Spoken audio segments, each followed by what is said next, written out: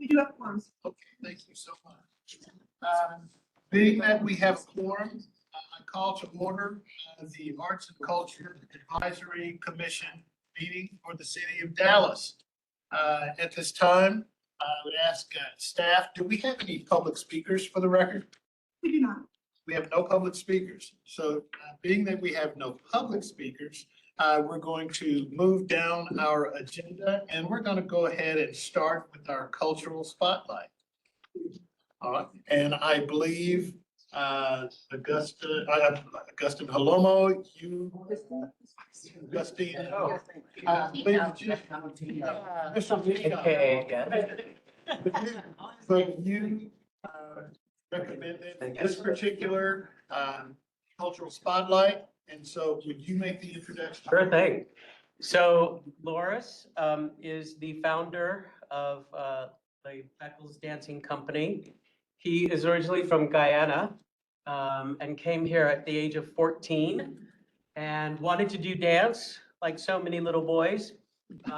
And I guess you saw somebody dance and decided, another guy dance, and you decided you want to get into it. Your partner came here in 1994 to start or to do his dance company, and you took it over and kept it going. You celebrated your 30th anniversary last year, and I'm not kidding. He's got dancers who are returning to guest perform, to be choreographers, to be in The Lion King, you name it. And I was lucky to see your 30th anniversary at the LCC. And last year, you also received the Jack Alder Award for arts advocacy, because he is always there. He's always there with his arts button, and you have just touched so many lives in South Dallas, especially at South Dallas Cultural Center. So Loris and Deidre is here to tell us about Beckles Dancing Company. Good morning. Oh, hello. Thank you. First, I didn't know you knew that much about me. Scary. Because you're always there. So, Andre R. George started the company he came here to Dallas in 94 to Dallas Black. But in 95, he wanted to have his own group. He passed the next year and I was his partner, so I just took it up and kept it going. So he's actually the original founder, but it's been my baby for that many years, 30 years.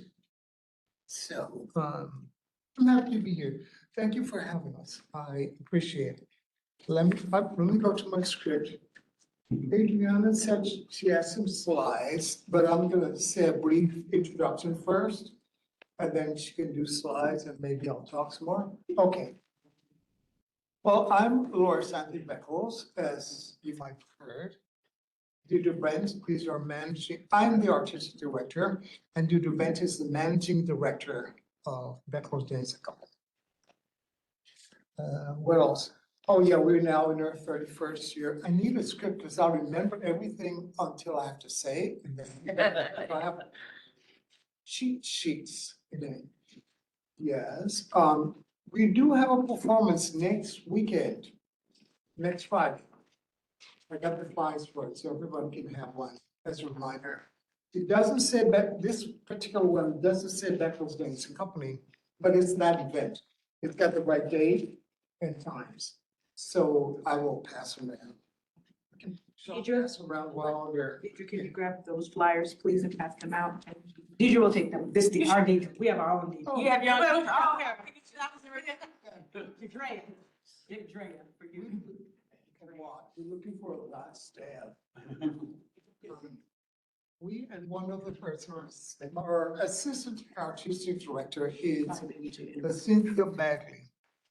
CC. So between the dance captain, Rosemary Sanders, and CC Bagley, we've actually taken a step forward to have more people in the staff, but it all comes back to us, but they're good. So anyway, where was I? So yeah, I wanted to talk about the next performance. We have 7 dancers, including 2 who were with us since 1999. You know how long that was? That was like way back. Wasn't even the 21st century yet. Anyway, yes, so let's see, some of those. Our, in April, we were dancing with Dance Planet at the Hockey School. So that's what's coming up. And then in May 1st and 2nd, we'll have our spring performances at the South Dallas Cultural Center. They're at 7 o'clock. And I'm making sure that you all know, I haven't been so good making sure everybody here knew everything. But I'm getting better, and you will hear about it. And, make sure you hear it. But anyway, on the 1st and 2nd day, we were spring performance or 31st anniversary performance. Like Tino said, last year we did our 30th Tino Cultural Center. That was good. A lot from far. Oh, hey, it's nice. It was a bigger house than the usual we have, but bigger house, but with bigger space, the same amount of people. A bit, that's, somebody told me that's the only thing that we did, that the house itself was not full. The rest of the show was great, it's very beautiful. Oh, and the reception that DJ, I'm like, how much time? She's gonna do it. So there was a nice little reception before too. Our year usually includes South Dallas Dance Festival, which happens in November. It serves as a platform for different companies that would like to do more than their usual saddle here and there. They get to perform. That's a South Dallas Dance Festival, people from South Dallas and others. And it also includes the scholarship recipients through the Dance Council. And we're on this year's CAP,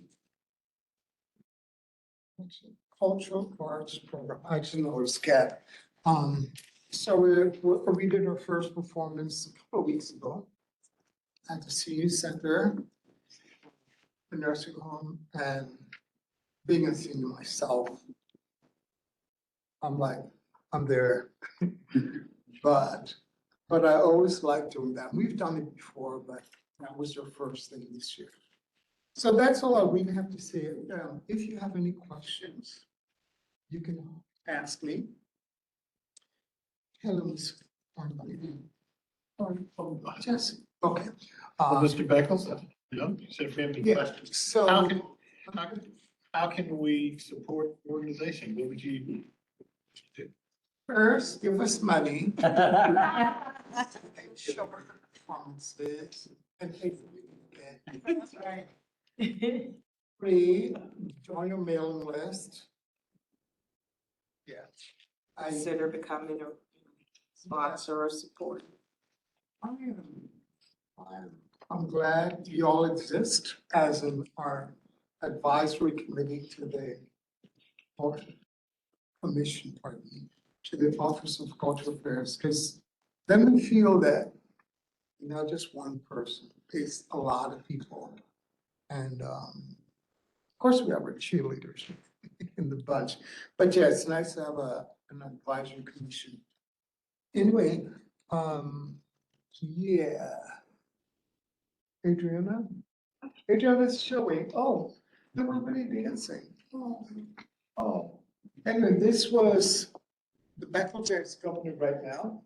Where is this bigger screen? Yeah, it's easy for me to look here. You read about the youth showcase too, Youth Showcase. at the Oh, dance festival. part of the South Dallas Dance Festival, there is a youth showcase. That's part of the platform we present, make available. So there's youth and others, and a special youth showcase. Anyway, that was Beckles Dancing Company in Broward.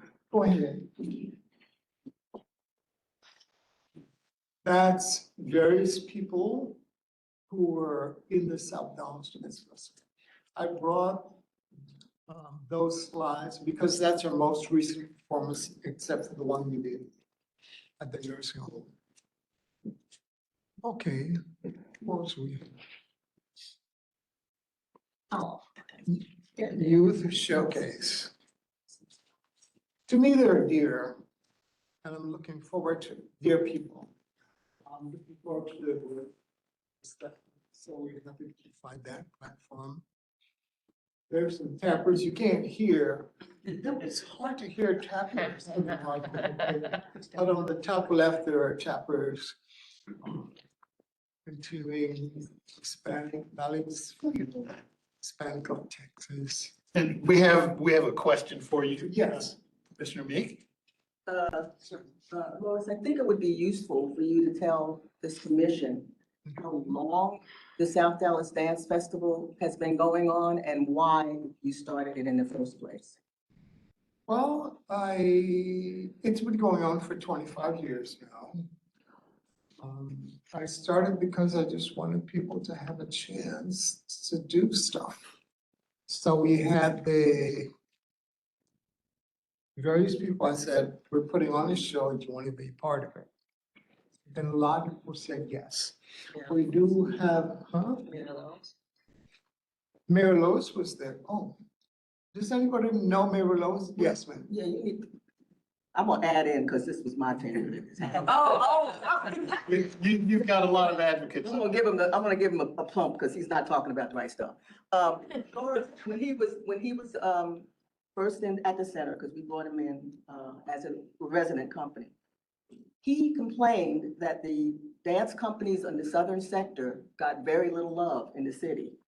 And wouldn't it be nice if there were a dance festival that made sure that those people doing dance in the southern sector could have a showcase? And at that time, Mary Lois Sweat, who was a pioneer in this city for dance, had one of the only major dance schools in the city and had a company that would perform. So Mary Lois was one of the, with Loris, were one of the people that started this whole idea of we gotta have something to showcase. And it grew from there. I mean, you really almost outgrew the center with that, how many groups, I don't know, I mean, there are 20 some odd groups performing, we didn't even know that there were that many. So Yeah. he's very modest about this, but that was an important step up for the city to have a way to see all the dance that was going on in the southern sector. Commissioner Spellacy joining us. We're starting to run a little bit long on time for the community spotlight. So if you have any, let's take a couple more minutes. Yeah. Here's the question. Uh, I don't think he has anything further. I didn't prepare a statement. I just wanted to talk about this, that Commissioner Leak, still doing a lot on what was important to us. So we perform full performances except youth showcase. It's funny because in terms of the youth companies, well, you saw them. Some of them are just beginners, so they don't have anywhere else to do. They do every little bit they can. And we were happy to have them. So you see, and showcase. And they used to be a place and showcase one we could go in on Sunday. So there were Friday, 2 on Saturday, and 1 on Sunday. We also do a master class. Commissioner Bodell, I believe you were. No, I was gonna say, I was just referencing Commissioner, She's got her hand on. Chesser in the gallery. Okay. Amber. Oh, Commissioner Pickens. Oh, good afternoon, everybody. I just briefly wanted to say hello, Mr. Beckles. Nice to meet you. And hi, Miss Brent. This is Amber Pickens, Miss Brent, little Amber from Concord. So I just wanted to say thank you and for your Hey. service. And Miss Mary Lois was one of my first dance teachers. I don't have much memories of my time with her, but my mom always references Mary Yeah. Lois. Never forget that. So I just want to say thank you all for your service, and I look forward to meeting you, Mr. Beckles. Fantastic. Fantastic. On the Concord, baby. Oh, yeah. 25 years of a lot of people, including Mayor Rose, who was on the board and always volunteered at the box office. And very efficient. And if she didn't get you the first time, she'll ask to call again until she spoke with you. Because, you know, stuff gets under, more stuff comes in. But if she talks to you, and I learned that, you need to talk to that person. And I don't have a closing We statement. don't have a close to, okay, I just want to say also with the festival, we do a master class. Usually have 40 to 50 young people. It's a combination of people, the youth that participate in the festival, but it's also open. Everything we do is open to the community. We also, offer free community dance classes. Wednesday, like I said, we have a youth class that we've started. We're looking to grow that and expand that. At the cultural center, you know, a space is made available for us. Cause we wanna try to reach them young and help with the training, the development and the growth. Like my two daughters, they were with Mr. Beckles since middle school on up, and now they're in New Jersey, New York, dancing professionally. And so a lot of our members, they basically grew up with Loris. And so that's what we're looking to offer, is to have that place. They can get the training, the development, the support. And, you know, they don't have to go out to North Dallas or Plano or Richardson. They can actually get that quality support and training and love from their own community in South Dallas. And obviously, you're doing world-class work there. If, Commissioner Amber Pickens is an example of your students, as we all know here in the commission. She went on to be admitted to the Juilliard School of Dance. So Yes.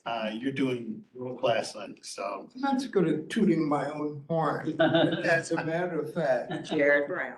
I started dancing 1 year. Got a scholarship to university. At the end of university, I started dancing professionally in ballet.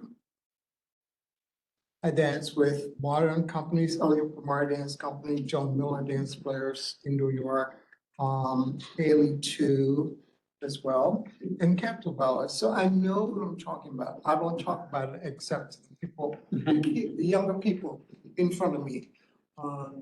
But that's who I am. That's what I have to offer. Actual experience to younger people, and especially for the community that's basically underserved. I would like to provide this service to them because you will find people who have not had the correct training, but I have. And I'll go very slowly and teach them, you know, you got to do this and therefore, and they grow. We've had 3 guys and 2 ladies in particular who are working very hard, excellent. professionals. Excellent. So thank you. Awards back once again. Thank you. So Hector, he got into school without an audition. Let that part out. You didn't have to audition. They came and saw you. Yeah, Oh, that's true too. thank you so much. That too. Okay, we're gonna move down our agenda. Before we get to the voting items, we're gonna take one thing out of order. We have a very special person in our, it's hard to say, he's seated in the gallery right now. Yeah, it is. He's Commissioner Jesse Hornbuckle, could you please? We have something special for Jesse. Jesse, we have an award for you from the city of Dallas. Read it. Yes. All right, so let me read it for the record first before we present it to you, outgoing Commissioner Jesse Hornbuckle, for your dedicated service on the Arts and Culture Advisory Commission as both an at-large member and Commissioner for District 4. We commemorate your advocacy and leadership, which have profoundly enriched the cultural landscape and creative spirit of the city of Dallas. And your years of service are noted as 2017 through 2025. This is for you.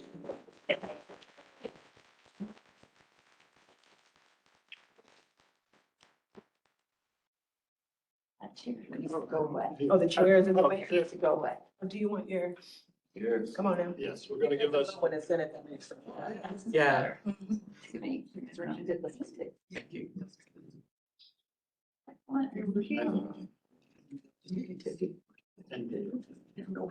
Jesse would like you to give remarks, if you would. I will. I need about 30 minutes. I promise you, it's 30 seconds, actually. Yeah.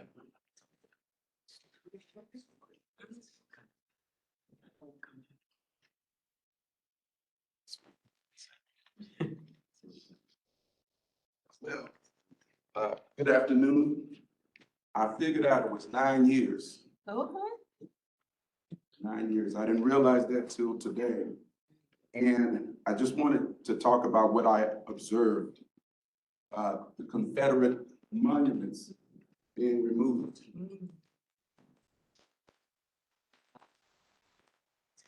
I didn't say that for an applause. I said that because nothing like that will ever happen again. Our public art department makes sure that everybody's input is in when we have a piece of public art coming out, and she's not here right now, but the Public Art Committee, thank you for the wonderful work that you do. We will not see art that offends anyone. So thank you. Also, the cultural plan. I was there in the beginning. I watched that happen. And we all know what's happening right now. That's all right. It's gonna be here. And this group of people are concerned that everybody has a voice. So we're gonna make sure that that continues. And everybody realized in the past what happened, and they're correcting those problems and bringing attention to it. So diversity and inclusion, it's gonna be here, especially with the people that are in this horseshoe. Also, Juanita Craft, watch that happen. That was amazing. At the time that I came here, the place was in disrepair, and now it's beautiful. And it's something that we can be proud of. It was initiated by staff, but the commission, or commissioner, did a lot of work to make that happen. So the people that are sitting in this seat really brings impact. What else did I have here? Organize better. And I watch different directors go. I watch chairs go. But I'm still confident that with change, it's going to continue. The gist of what I'm saying is I've met people from all parts of the city with different orientations, sexual orientations, different hues, different religions, and we came together. The allocation committee, let me tell you. That's where the happening is happening. And let me tell you, people with different opinions got together and they make things happen. It's going in the right direction. It's not happening overnight, but it's changing. And I look at people like Mr. Beckles, who came along at a time that it was not a good time, but we're slowly getting in the right direction. So I'm really proud to serve and be a part of something bigger than our city. And my predecessor, if there's anything that I could help with or share, I'm open to that. I think this is a powerful experience for me personally to say that when people come together, we can make a difference and a change for the better, for the better. Thank you so much.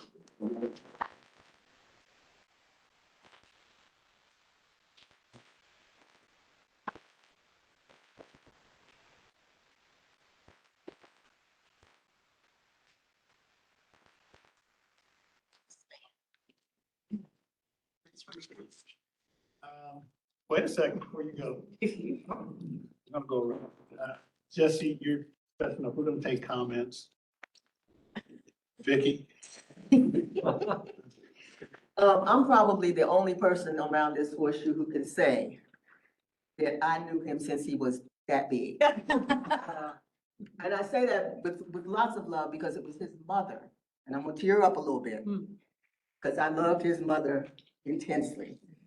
She welcomed me into Dallas when I first moved here and was one of my champions for everything I wanted to do. And so I met Jesse as a very young person and watched him mature into the wonderful commissioner that he became, but also just his involvement in community.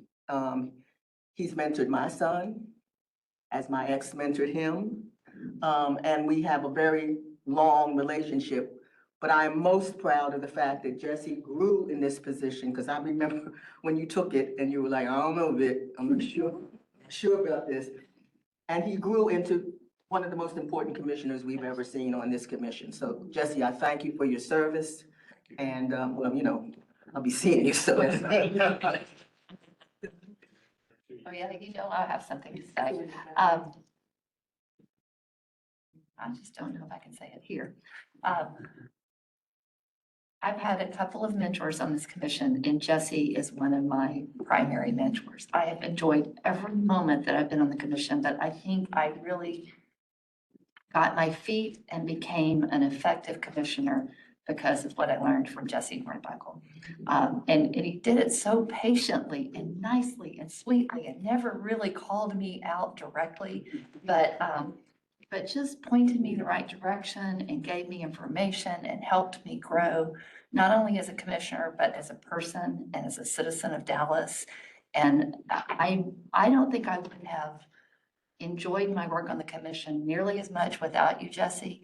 And I know I wouldn't be the person that I am today without you being my mentor and my friend. And I am eternally grateful.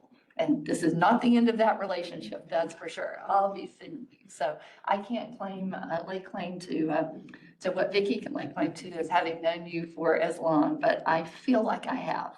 I feel like we have known each other for decades. And I thank you sincerely from the bottom of my heart for making this, for the work that you did and for making all of us around the commission better at the work that we're doing. Thank you. Commissioner Jackson. Yeah. So when I was invited to be on the commission, I had no idea what I was really getting into, truth be told, but I was excited to be able to do it. And Jesse, you were probably the first one of the first persons that I met. And we probably had the longest conversation. And we, you know, had shared interest in photography. And we talked, and it was just like, it's one of those relationships where you meet somebody and you instantly just seem to connect. And so your mentorship, as Mickey has said, has been phenomenal, very supportive. I love our relationship that we have the opportunity. I'm grateful for your wife that, you know, I can call you at 6, 7 o'clock in the morning. And I'm like, why is this woman calling you? And we can talk, you know, for hours at a time. And I appreciate, you know, the support, and not just in terms of being on the commission, but also in my art and encouraging me, you know, along that line. I'm just grateful for the opportunity to have met you, and I'm looking forward to this, you know, continued brother and sisterhood. And, you know, I'm proud of you too, because I know there's some things that you have accomplished in addition to the commission, but there have been some goals that you've wanted, and that things that you didn't see as necessarily possible that you are now able to do and experience. So I know from here, you just, you know, it's gonna be, you know, just great things, you know, ahead. So thank you, brother. I'll be calling you. I want to say this, Jesse is healthy and available, and he's here. This is not a funeral, Oh, right? Comments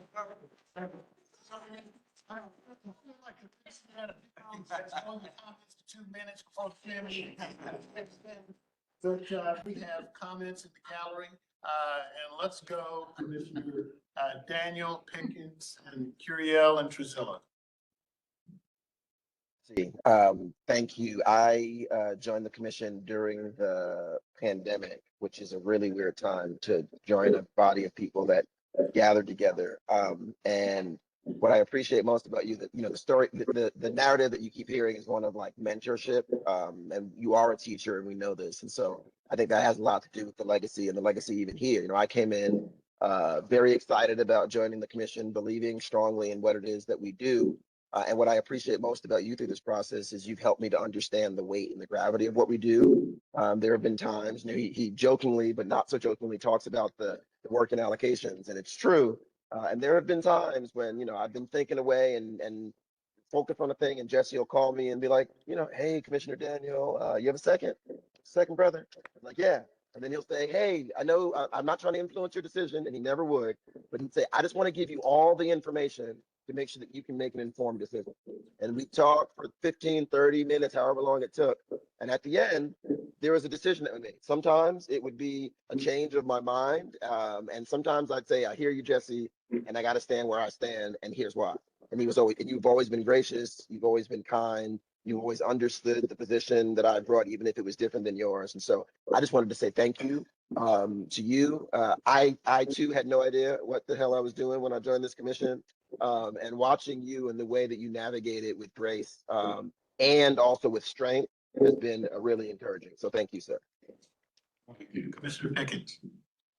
I just want to say bravo, Mr. Jesse, and thank you so much for your decade of service on the commission and decades of service in the community in the Dallas Metroplex and beyond. And I also just want to thank you so much for being so welcoming and warm towards me. You have definitely been a mentor and helped me immensely in such a short amount of time. And I definitely look forward to building and creating with you. But you definitely are the epitome of the mentor that all of us hope to be, and especially in all these communities in Dallas, all the underserved communities and beyond. So thank you so much. Bravo and cheers to you.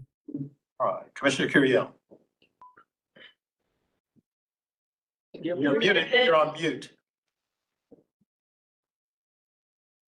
Let's go to Commissioner Villa, and then we'll come back to Commissioner Curiel once you get your. Oh, no. Oh, is it them or Is is it us? it on our end? Might be us. We can't hear We you. heard Amber. Commissioner. See their icons, either their icons are just showing. Well, For the. here's the thing. We know that you're wishing Jesse well. Yes, I am. Can you hear me now? There we go. Okay, sorry about that. Jesse, we started together at the Confederate Monument Task Force, and I think we were the blind leading the blind. Not really sure what we were doing, but it has, I'm not going to go on with all the accolades because everything's been said has been true. But we haven't always agreed on some things, but I think we are a true testament that you don't have to always agree to still have respect. And thank you, my friend. It's been a pleasure, and I cannot wait to work with you in the future. Thank you. Let's try Commissioner Curiel again. Because she's still muted. Are you, can you hear us? Are you on mute? You're muted. Okay. Is your volume turned up on your laptop because of the mute sign is off, but for some reason we can't hear you? The volume is all the way up on your laptop?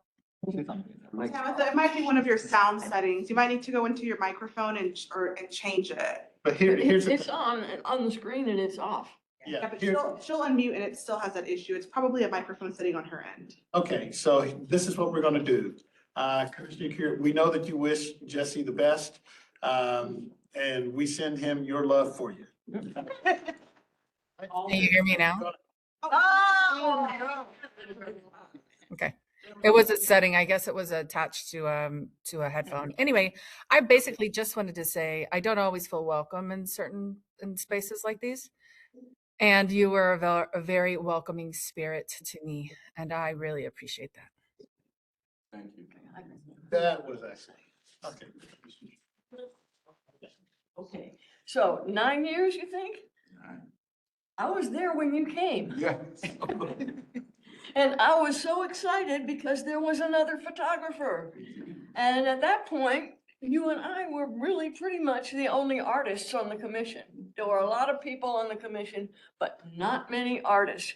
And I swear, the two of us, I can't say enough about how much I love you.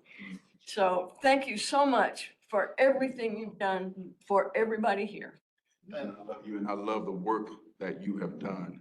I know about the hard work that you have done for lots of people. Thank you. Thank you. Yeah, I mean, I came in right before COVID, like December 2019. And Jesse was one of the first people that called me up and said, oh, us South Dallas people got to stick together. And so we got coffee and he kind of showed me the ropes. And we've been on allocations together pretty much the whole time. Most of the time we agree, most of the time.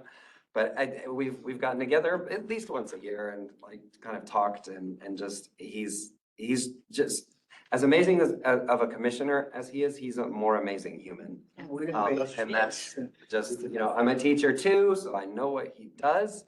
And he's just has that passion and you've brought it here and it's amazing. So thank you. Jerome.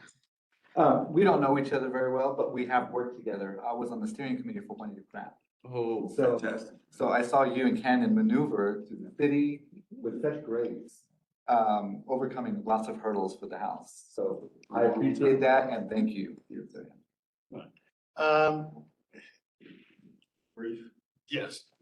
For one, take a moment to just say thank you on behalf of our district. And I can already tell from what I've heard before this meeting and of course these incredible remarks today that there's a lot that I can learn from you. So I just wanted to say thank you for that offer. And on top of that, somebody just in the district, D4, your voice, your legacy, like that's the type of impact that when I talk to young people, that's what I want them to learn too. So thank you for what you've done in our neighborhood. Thank you so much, and thank you for the work, and it's a lot of hours. You see how long it took them to think?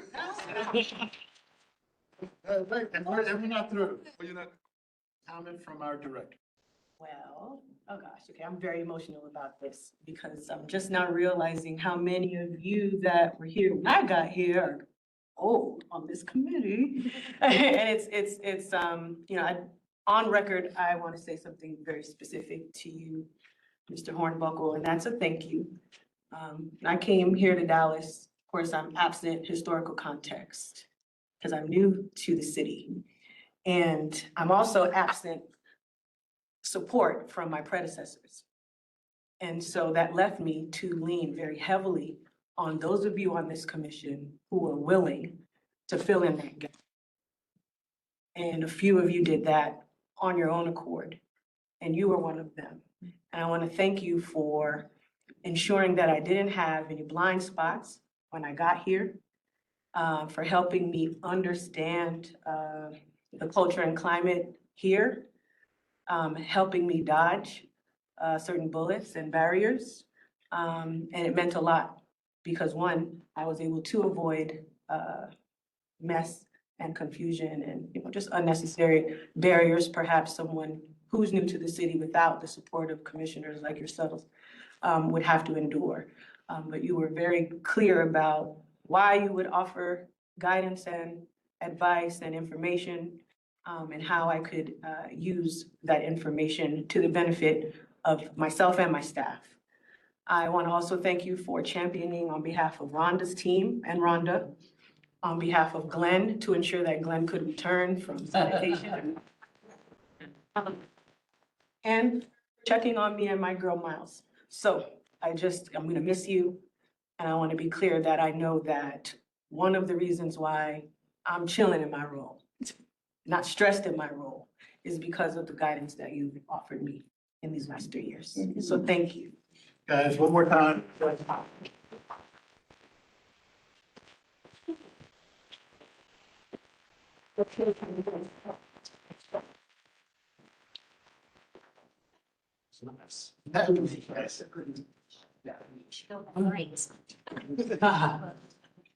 gonna move down the agenda and consistent with taking things out of order, we're gonna move to Christina Hart. If you would come front and center. As they're walking, may I say a few things? Yes, please. Okay, just a quick privilege. I want to introduce my two friends, Christina Hart, Director of Cultural Tourism in the Dallas Music Office at Visit Dallas, and my other dear friend, Byron Sanders, who is the Director of our Health, formerly of our favorite Big Thought. But we're so excited to hear from you all about this new significant, important initiative in support of artists and their health and wellness. Thank you. Thanks, everybody, for having us. Because I don't know everybody sitting around the table, I want to take just 2 seconds to explain my role and how we got here and why this thing was created. So I'm the Director of Cultural Tourism and the Dallas Music Office at Visit Dallas. But what it means to you is that you have access to a marketing firm through the lens of somebody who understands the arts and can support your organizations in all of your districts. I manage the TPID marketing, event marketing fund. There's 89 organizations this year that are receiving funding. They get up to $25,000 through this fund. I have 96 organizations that are on my board. I try to go to at least once a year. So I pride myself on being tapped in and accessible. I, at any given moment, know what is happening in most of our organizations. Even if I haven't gone to the exhibit or performance, I can speak to it. But also, I don't know what I don't know. So in front of you today, if there is an organization that hasn't tapped into what we have at Visit Dallas, meaning our calendar and social media amplification and all of those things, please reach out to me and let me help you have them get access to our marketing and stuff, because we are only better if we show off all of the amazing arts and culture we have in the city. I am also the Director of the Dallas Music Office, which is 2 years young. And upon starting, I visited with 30 or so plus people in the music industry and asked them, what do you expect from this office? I come from the fine arts space, so music industry was a weak point for me. And I wanted to hear from the community, what do you need? Three things came to the top. One is, if we're a music-friendly city, why isn't there music in public spaces? 2 was a pipeline for young emerging artists into and sort of having access to next steps into their professional career. And 3 was healthcare. So I conquered the first 2 with a busking program that has been going for 1.5 years now. We have 30 plus artists. It's based on MUNI, which is Music Under New York. They're auditioned, they're vetted. They also, through that cohort and year with us in the busking program, receive professional education and access to professionals in the community through happy hours, networking, the proof is in the pudding. Many won Dallas Entertainment Awards in the last 2 years. I'm not saying we made that happen, but we accelerated their visibility into the community. And they've been chosen to play in festivals that they wouldn't have otherwise had access to, and lots of extra gigs through conventions and meetings and things, in the corporate space that they wouldn't have, even known about. And then the third was healthcare. So Damani, Commissioner Daniel, knowing the 2 of us and knowing that I had been to 3 different healthcare spaces, trying to figure out how to make this thing work. I've been to private and public healthcare resources, and it was either they didn't want to put the effort in and didn't want to work with me, or it was just going to stay too expensive. And, hanging my head one day, Damani was like, you need to speak to Myron Sanders. And so we went to lunch, and within 10 minutes, realized that this thing was going to happen and that we could make it happen. So that was August of last year. We launched October 24th. And since then have had nothing but wonderful results from it, our artists that are starting. So I'm gonna kind of talk about the front end of this and the access, and then he will give sort of the meat and potatoes, how the sausage is made. It's called Creatives Care Dallas. You can go to the next slide. So is Creatives Care Dallas right for you? This is where you guys say yes to all of your creatives in your district. We started with solely having it for gigging creatives, meaning 1099 workers. But what we've expanded it now, so it is not only anyone who is employed, gigging creatives, but also organizations that employ creatives. So the Texas Theater is a good example. They came to us and they would ask us, how can we get our employees under this? So those three, so pretty much anyone is the point, like anyone within the creative field can receive this care. Go to the next slide. So do they receive income due to creative work? And do they live in Dallas County? So Visit Dallas is actually beholden to Dallas proper, but I was able to advocate for this to go outside of that into Dallas County, which means Garland, right? Like it goes pretty far in a lot of different directions because that's where our creatives live.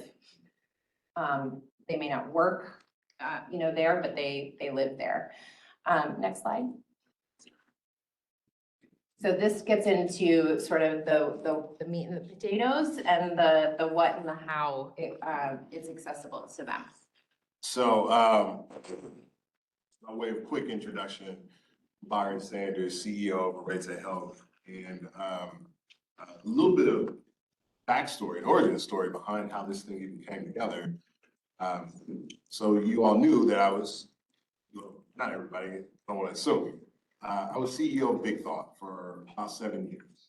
And before that was on the board of Big Thought for 3 years. You guys are very familiar and y'all have been phenomenal supporters of the work that Big Thought has done in Dallas for years. And as you know, it's arts and creative experiences outside the classroom, summer, even in the juvenile system, just everywhere. And one of our best artists, teaching artists, was a guy that some of you all are familiar with, Rage Star Poet, Adam Rage Tinch. And he was beloved by the young people. He's a nationally award-winning spoken word artist. And he was working front lines with us. He was working in multiple different programs. He passed away in 2019. He passed away, to sum it up, because he didn't have access to health. Like so many of our artists, he was using the ER for his primary care. He was getting his medicine in atypical ways, right? Had to buy secondhand, half use, like his inhaler, things like that. And in a world where we get so much from artists, we have terrible systems to take care of them. And that struck me really hard. And I was like, this can't be. So I went down a rabbit hole, got a bunch of hyphens in my background. One of them is the pharmaceutical world. It was one of my earliest careers. And so I had context for a lot of this world. Went and got with some great people and hurdle. What we found out was that not that this can't be done, it's that it wasn't a priority for many of the healthcare providers and carriers out there. So we said, we're gonna do it ourselves. We built Arete Health. And there's a range of different things that we do. One of the dreams that I had was to be able to do an artist care initiative for Dallas out the gate. And it just so happened, because of Commissioner Daniel connecting us together, we were both, I had built the thing and I needed the people. Christina had all the people and needed the thing. So our powers combine, Wonder Twins activate. We have Creatives Care Dallas. And so the people that it's right for, if you're uninsured, that's obvious, right? But even for some folks who might have healthcare off the exchange, if anybody's been on the exchange anytime lately, then you've seen $300, $500, $600 plans have jumped to $1,500 a month. So if you have and then you still have your deductible. That could still be thousands of dollars before you can even really benefit from all this money you're paying. This plan could go and compare with that. Or in some instances, allow you to now get a less expensive plan because you have a lot of it covered. And then limited coverage. Let's say you have a plan, you're covered, but deductibles are high, you got limited options. What could you do? So think about that type of person. And I'm sure a lot of you all can name those types of people right now. You might even be yourself one of them. So we can go ahead and go to the next slide. Designed for really easy access. Zero copays is kind of the name of the game. We want to make sure if you saw a benefit, you had access to that benefit. Pre-negotiated rates, we'll get into that in a second, but then yes, all of this combined for some significant savings in your healthcare costs. Next slide.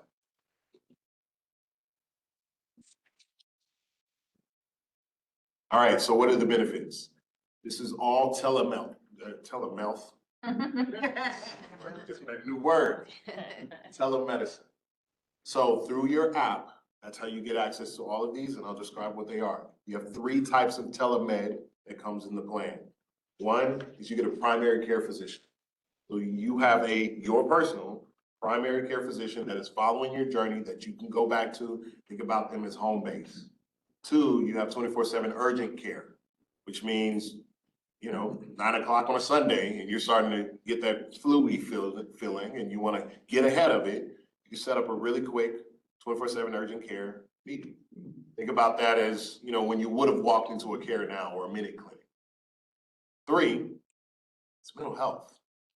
So we all know, especially with artists, how critical mental health access is. How oftentimes it's very difficult to get to. You have 8 mental health sessions that are part of this plan that you can use. The next thing is one that I'm really excited about. If you go to that next, keep on this slide, but the next row, prescriptions. So prescriptions is 30% of what most people use their healthcare for. This plan is one of the most robust you're going to find with zero copay, 2,000 of the most commonly prescribed medications. So that's your respiratory, your diabetes, cardiovascular, women's health, vitamins. And we pushed for and were able to get the only thing that you're going to have a copay for in this, that's insulin, but it's $5. $5 Humalog is part of this plan. Huge. The last thing I'll say is that the subscription comes with the subscription, but it's not just for you, it's for you and 4 additional others. So 5 people total in a household taken care of for $65 per month. Everything that I just said. The last component of that is those are the things that come in the subscription. But we've also gone out and negotiated discounts. So dental, vision, and medical procedures discounts come with this plan. I'll give you an example of what the medical procedures discounts looks like. Let's say you're talking to your primary care physician and say, hey, we need to go get an MRI. You're uncovered, $2,000, $5,000 just for an MRI with contrast. If I would have brought my phone with me, I would have given you a very clear demonstration, but you pull up the app, already has your zip code wherever you are, type in MRI, and it'll pull up all of your options that have been heavily discounted and negotiated. And in the Dallas area, you're seeing MRIs for $400, under $400 in order to get that done. Is that cheap? No, but it sure is a heck of a lot cheaper than $5,000. And that's even when you have insurance. Your deductible is being hit on that.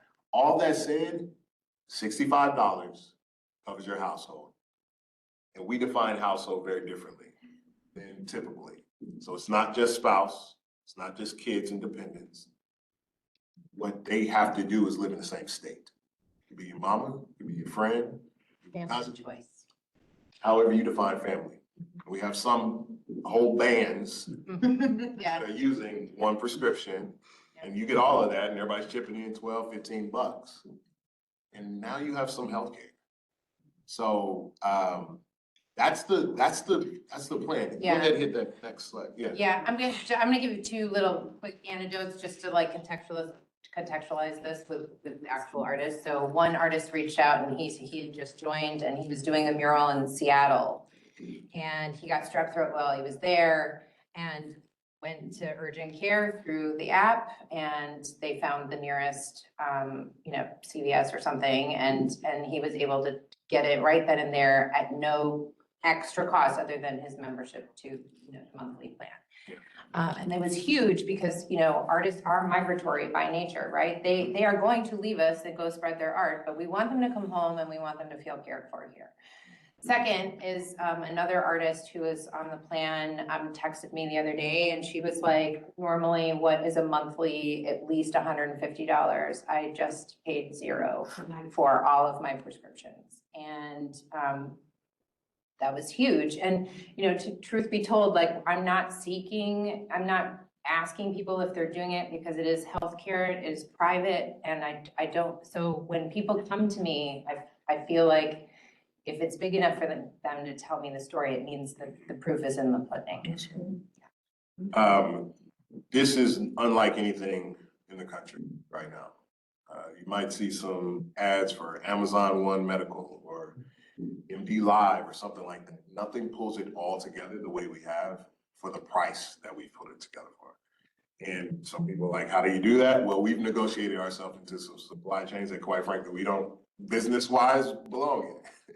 But the story has moved some people and we are getting favor essentially to be able to participate here.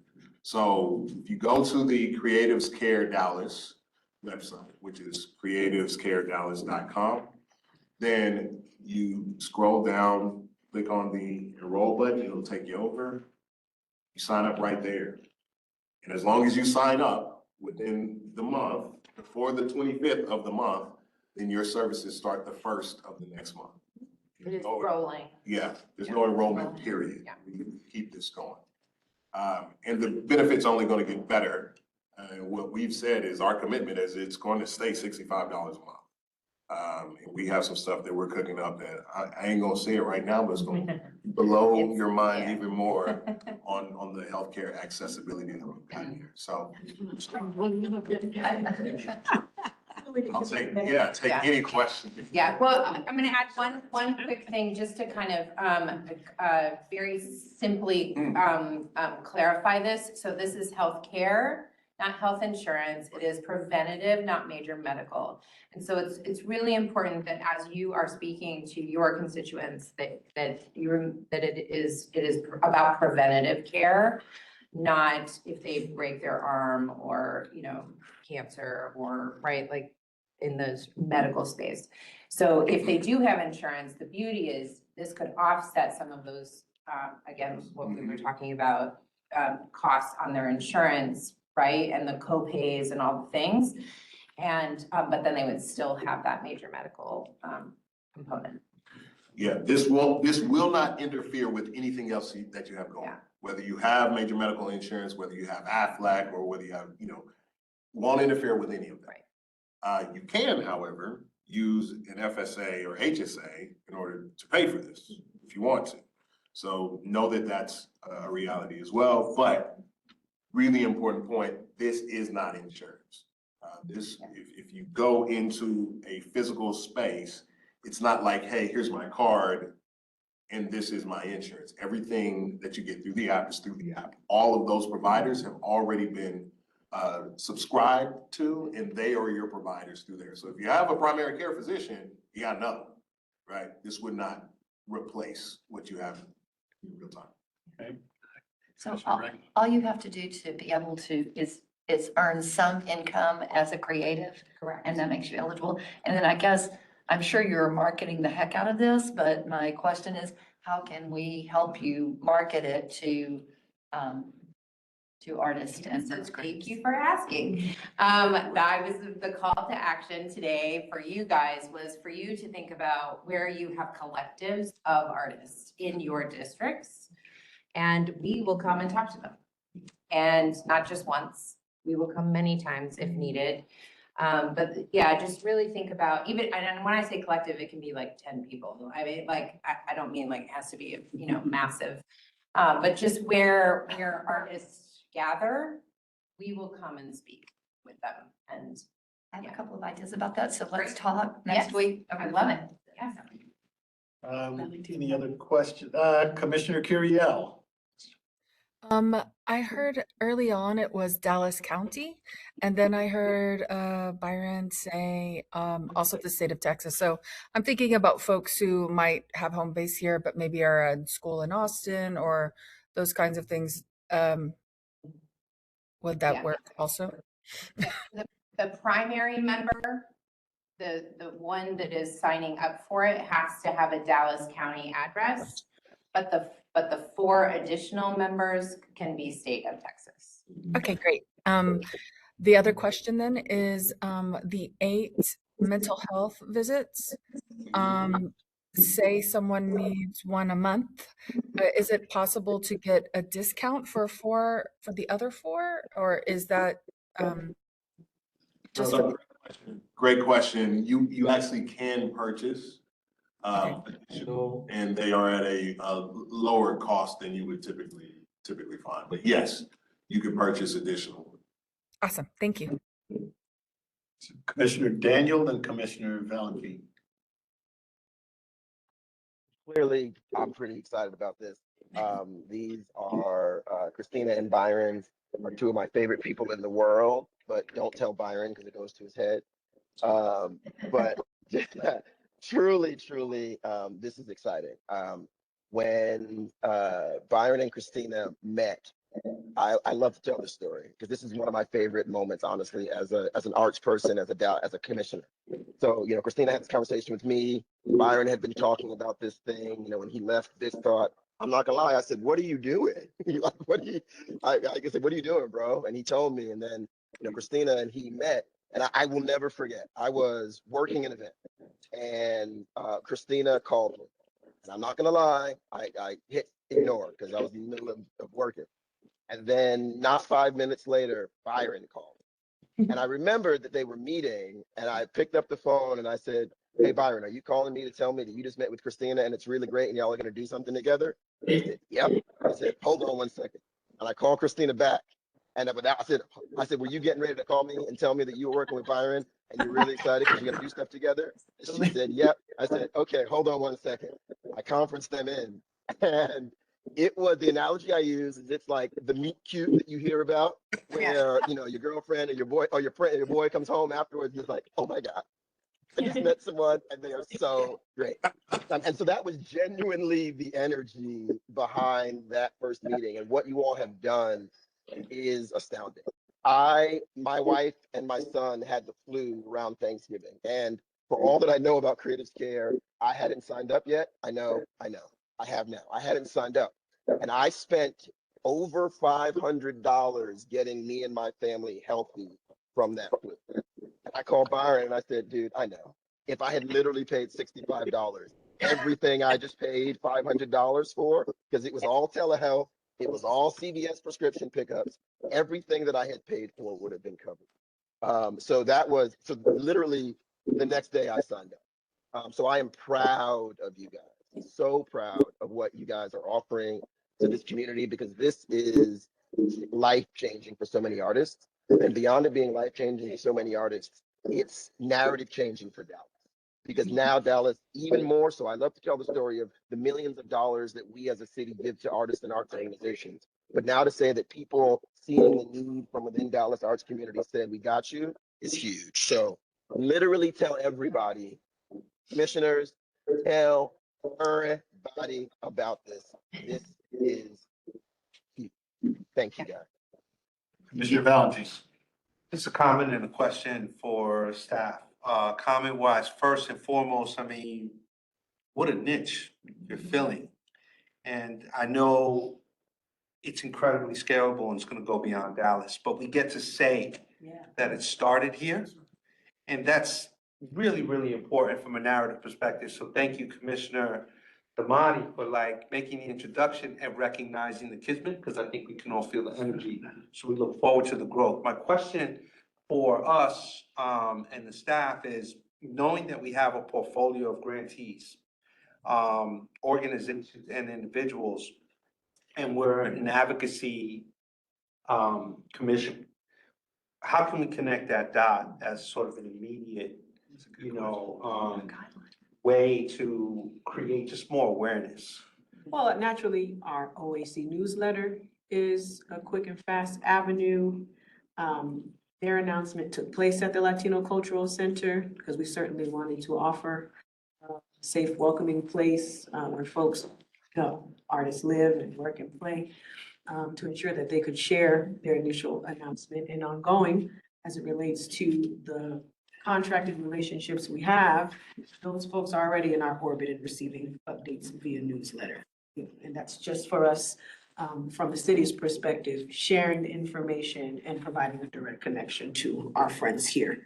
And of course, we have commissioners who will be very specifically interested if they have cultural centers in their districts, always welcome there. And if they don't, we'll find ways to, weave them into some of our signature events. Naturally, we have API coming up in the spring. We have Dallas Arts Month and Advocacy Day, sponsored by DACAC, International Dance Day, et cetera, et cetera, et cetera. We will not only invite you to present or table or whatever, however we can ensure that folks are invited to their table to engage, learn, and if they choose to, enroll.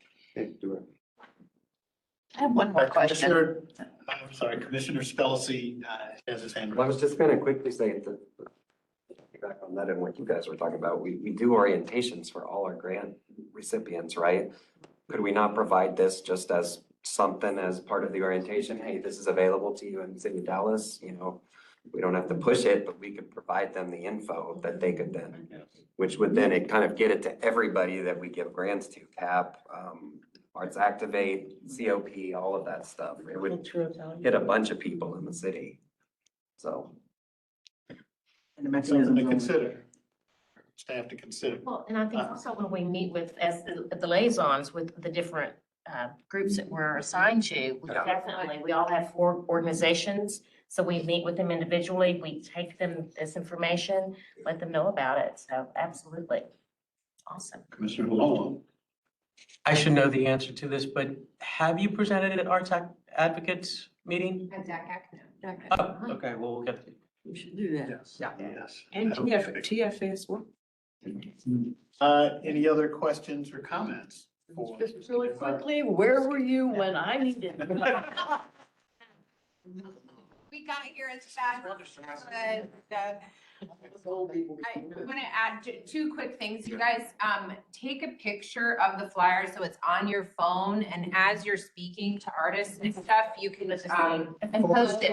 Well, you can blow up the QR so that they can have access to it. The other thing is we can then send a PDF to you and sort of the very quick bullets for you to, so if you're out in public talking about it, you have some very quick, easy answers before sending them our way.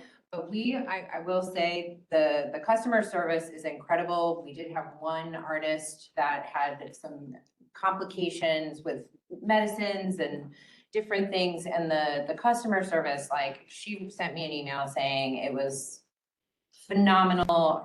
She felt cared for, her hand was held, and they came up with a solution. So because it's us, we're really it's not other people doing this, right? You know the faces of this thing. Can you guys take on national healthcare next? Byron can. Byron. Yeah, we can talk about that too. Oh. I wanna give another clarifier as well. It's really important. So we said it could be anyone working in the creative or artist-based organization. So even if they work reception, if they work the ticket office, box office, if they're custodial, if they're security, it doesn't matter. If they don't have to be an artistic contributor. We consider them part of the artistic fabric of Dallas County. So Production. exactly, wide open. Know that that's also. Carpenter. Clarification, the additional 4 do not have to be in the arts. No. They can just be who you call your The family. subscriber has to be Thank you. that qualified Yes. person. No, I think, I just want to say, it's such a brilliant program because you've taken such a common sense approach to, it makes me think that we should be thinking about this in more things, in more ways than one, because you're really filling that place that everybody around this table can identify with. The flu story really hit me, right? I have great insurance and still a lot of times spend a lot of money. And so the fact that you took such, the most important thing is that we're serving our creative community, but it's such a brilliant way to be doing it. So kudos to you guys. Yes. All right. I just want to, on record, ask Glenn to ensure our event supervisor gets in touch with you all, because one of the threads we're weaving for Dallas Arts Month is arts and health as one of the pillars or themes, if you will. Lynn and I are working on a City Hall lobby exhibit in partnership with the Arts and Medicine program at Baylor. Of course, we have our press conference at LCC end of March, so might be wise for Ms. Linda to make sure they get involved in the program production, and then, of course, tabling efforts for when we do International Day programming at City Hall at the end of April. And then we'll DACAC wise with arts advocacy to make sure y'all are in the fold for that. I just want to note that more from my memory and for your information, so we can stay close in touch for that. Thank you, Christina, and thank you. You have a song and dance? We don't have a song and dance, but as we get up and walk away. I'm sorry, part of the proceeds of this initiative will go to a nonprofit serving the artist community every year. Dallas-based nonprofit or Dallas-based, yes. Amplified Minds is the one this year, because they provide additional free mental health services to artists. But every year it'll be something, because that is the thing that we're doing in honor of Ray. Okay, so thank you so much. Thank you. What we thought was gonna be a very short agenda has turned into like a regular link. So before we go to Commissioner Ford, I want to introduce our newly, before we do that, matter, voting agenda, everybody has seen the minutes. If you've seen the minutes, unless you have a question, we would entertain a motion to approve. Commissioner Meek has moved to approve the minutes. Commissioner Jackson has been properly moved and seconded. With there being no discussion, we'll call it for a vote. All in favor? Any opposition? Screen. Need our. Okay. Can't see the gallery. Yes. For Can we voting. see that? Here you go. So for those in the gallery, we just took a vote. All in the gallery, all in favor of approving the minutes, if you would signify by showing the affirmative. That would include Commissioner Joe, Priscilla. raise your other hand. Maybe it was the other. A little block. Part of your. Okay, so it's unanimous. So the minutes of the January 15th meeting have been accepted. Through the agenda for chair report, the very first thing I want to do is introduce to you our brand new commissioner for District 4, Xavier Henderson. The floor is yours to introduce yourself. I appreciate it. Good evening, everybody. My name is Xavier Henderson, and honored to be here. Very grateful for the opportunity from my Councilmember Johnson. And just been serving in D4 for a number of years. I full-time serve in an organization called 4 Oak Cliff in District 4, providing programs from cradle to career with a place-based organization. But I'm from Dallas, born and raised. I graduated from Skyline High School. From there, I went to the University of North Texas and got a BA in Communication Studies. After that, I became an educator in District 4, actually. I was a teacher, a middle school teacher. And then after that, I've been pretty much in educational nonprofits ever since, mainly before Oak Cliff. And it's been an honor to serve. I care a great deal about quality of life in the city. So I'm honored to join this group, and I've been a fan of this office. So I hope to be an advocate alongside this incredible choir of folks that are passionate about the arts. Last thing I'll say is I'm a product of arts. My father's been a public school art teacher in Dallas for over 30 years. So he instilled in me how important art is. And I think one thing some of y'all appreciate, my parents actually met at Harambe Fest. So I'm South Dallas. I need to join this commission as well. Excellent. Welcome, Commissioner Henderson. For our committee chairs, do we have any updates from allocations? We did our work so well in January that we didn't have to have a February meeting. Do we have any updates from the annual report committee? Commissioner Bodell. It got submitted. About time, Thank on goodness. the annual report. For cultural planning, Commissioner B. Well, we're in process because we've had the situation laid out for us. In the next meeting, we will be looking at how do we address the things that need to be addressed as far as the city's compliance with the federal new policies. All right. So I will pass to our director for the director's update. Sure. All right. Well, good evening, everyone. Thank you always for your time and your service to our office and to the city.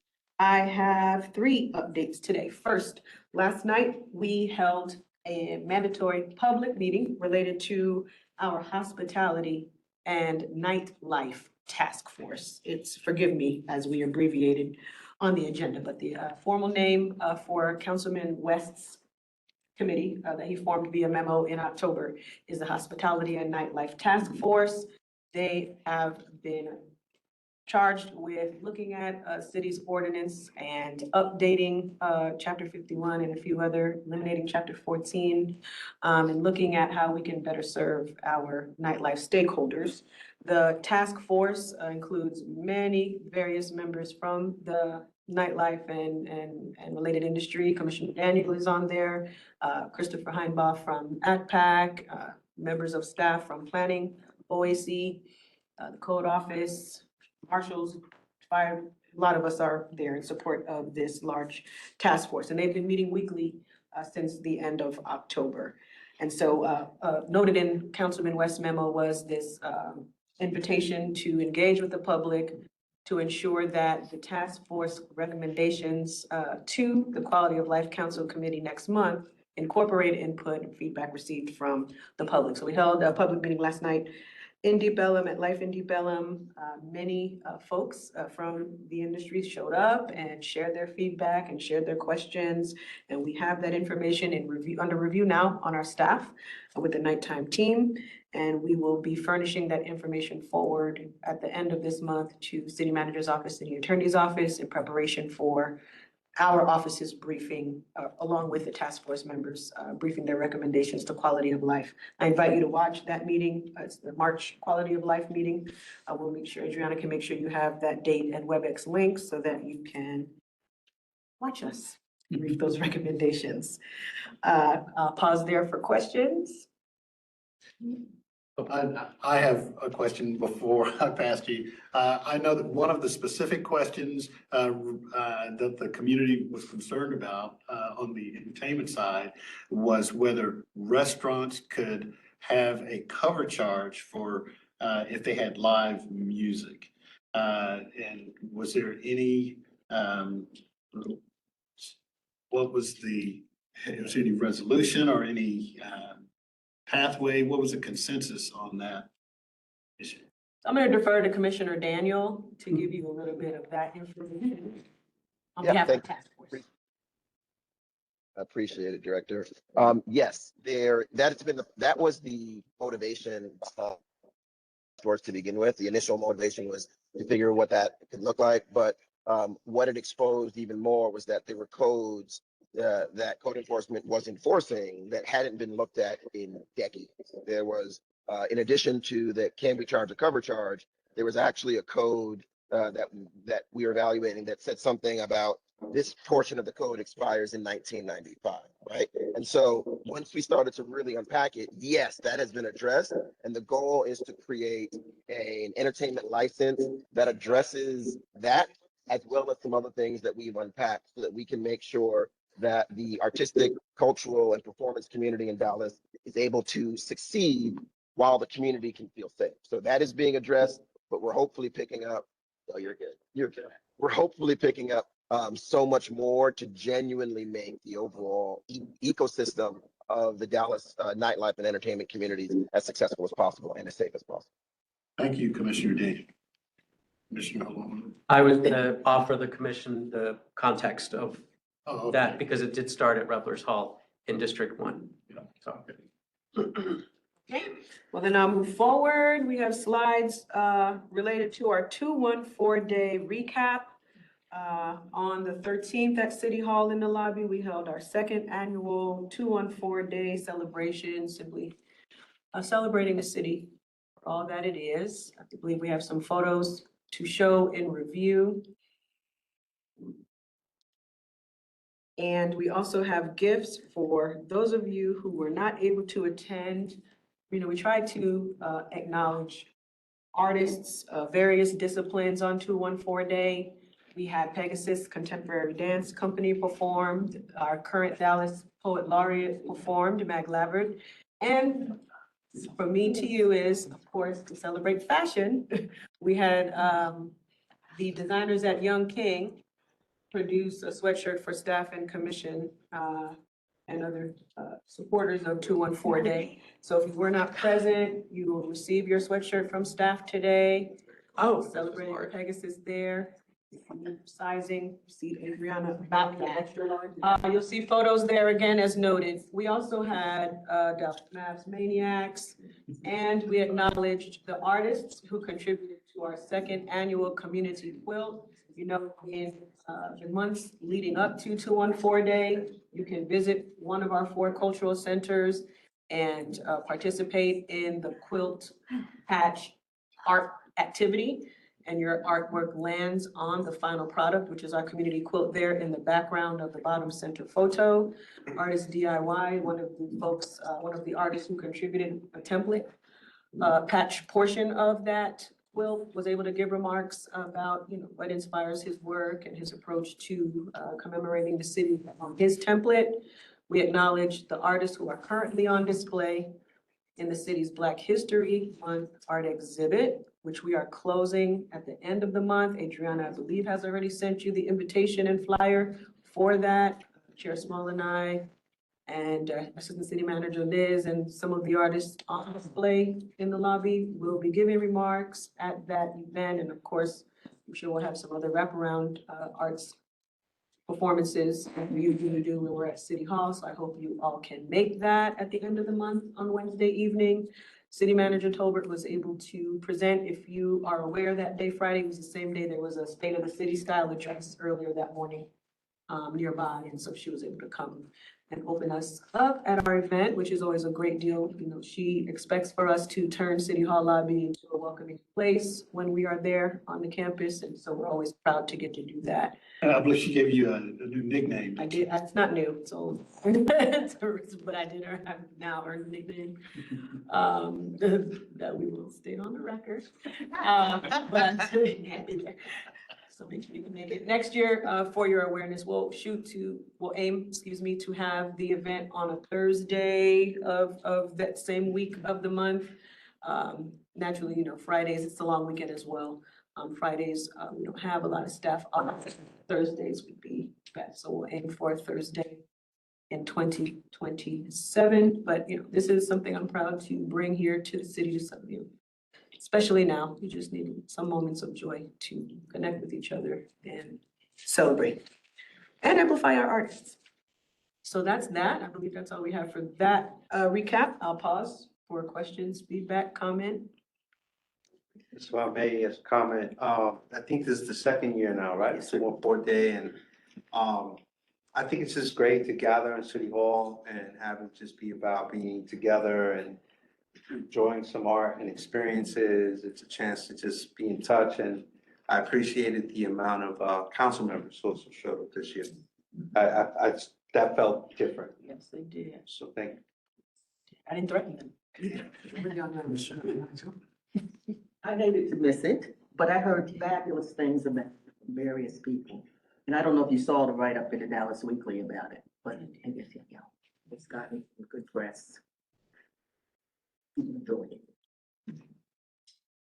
Commissioner Daniel? Commissioner Daniel? Sorry, I was getting my mute button unmuted. Mine is a practical thing for those of you when you get your sweatshirt, wash it before you wear it. Because you will be, your clothes will be the color of the inside of that sweatshirt. So just giving you fair warning. I know not from personal experience, but from observing someone who wore it. So make sure you wash it before you put it on your body so you can just get all the fuzz out of the inside. Thank you for that practical comment. Too late.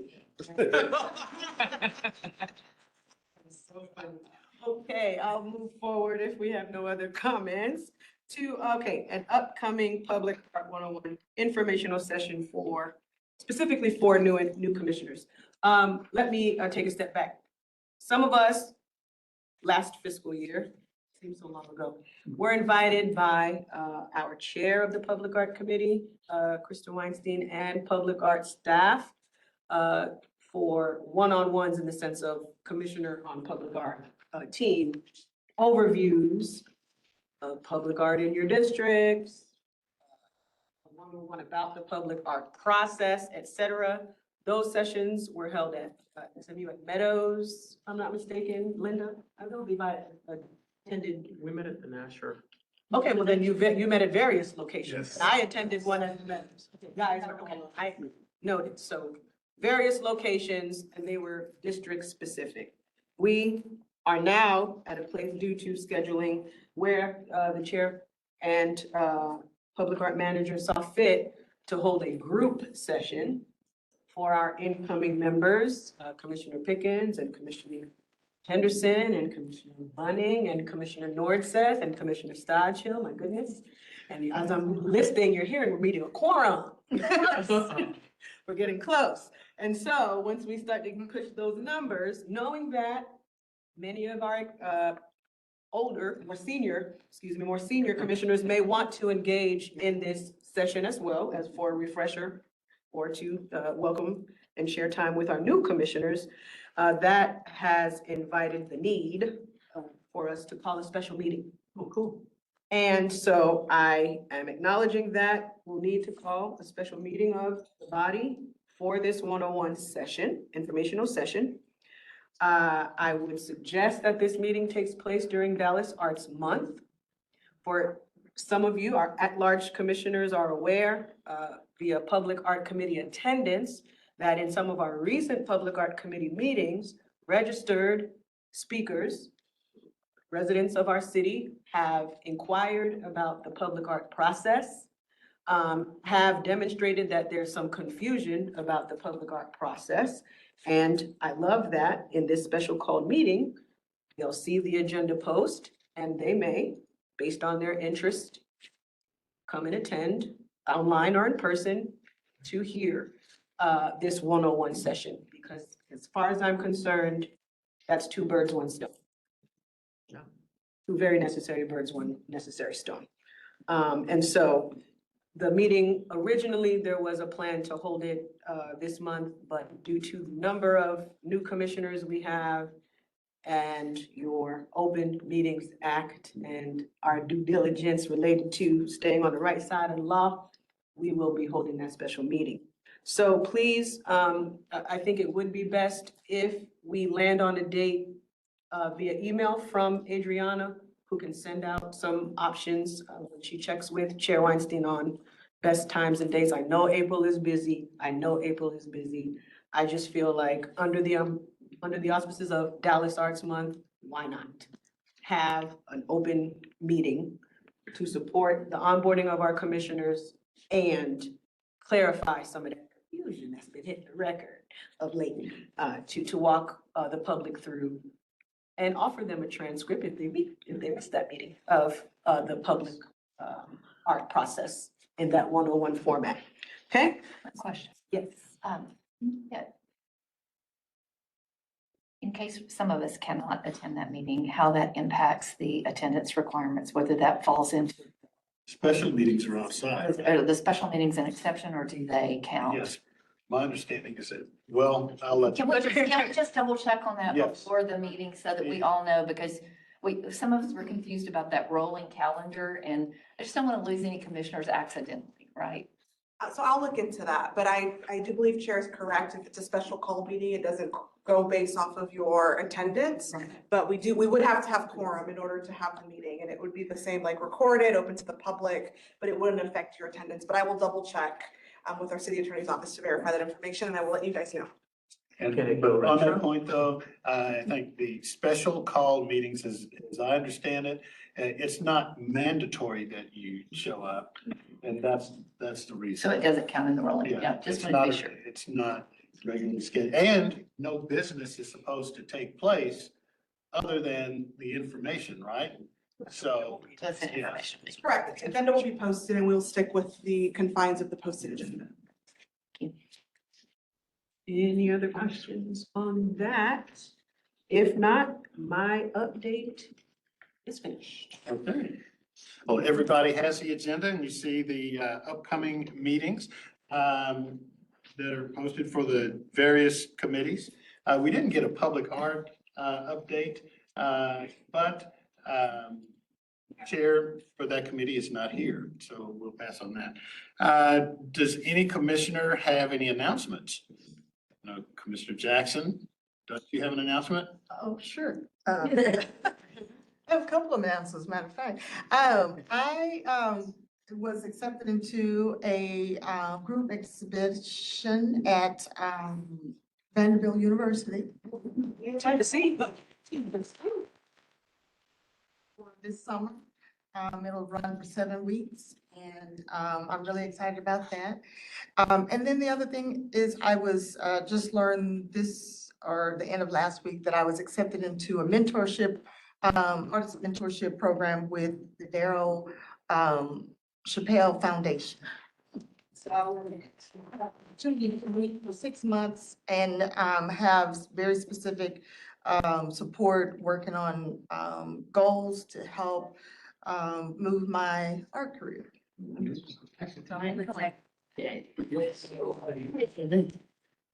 You know how I hate to toot my own horn. All right. I am going to be featured on something KERA is doing because I'm doing a shoot with them on the 24th of being an artist a professional artist in Dallas. So that's coming up. And then Glass Tire is celebrating, Glass Tire, for those of you who are not in the visual arts world, that's the online Texas-based publication about the visual arts. They're celebrating their 30th anniversary, and I've been selected as one of the important artists in Texas to.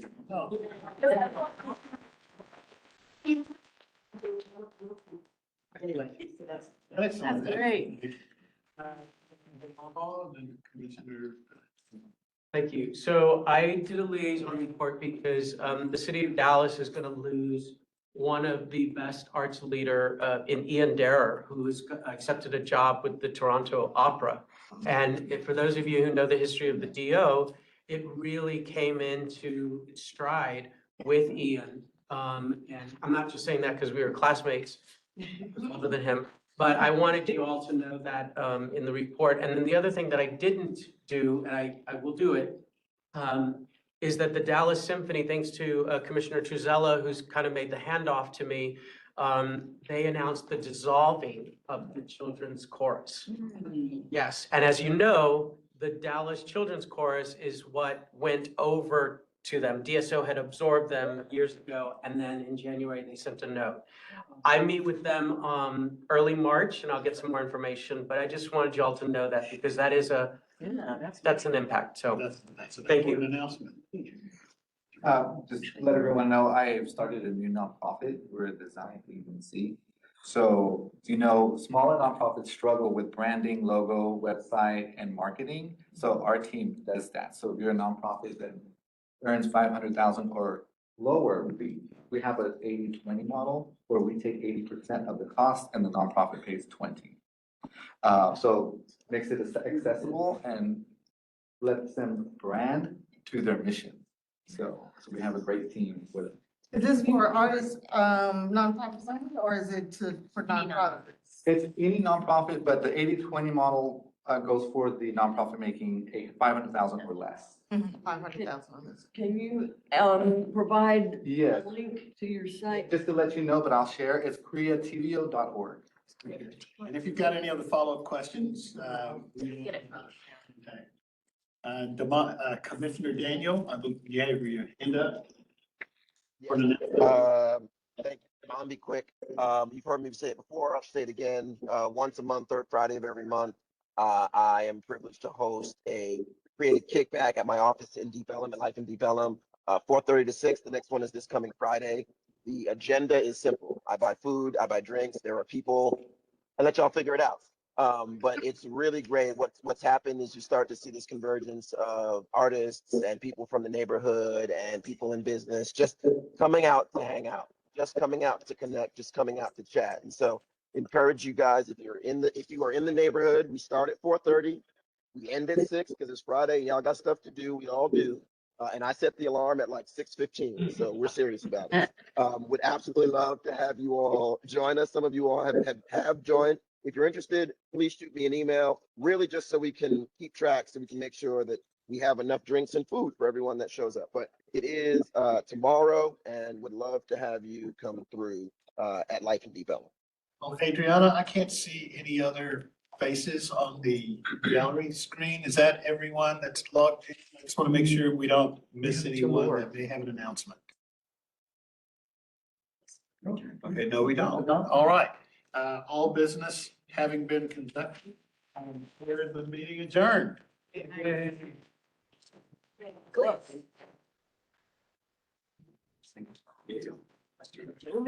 Yeah, we thought it was Irish. No.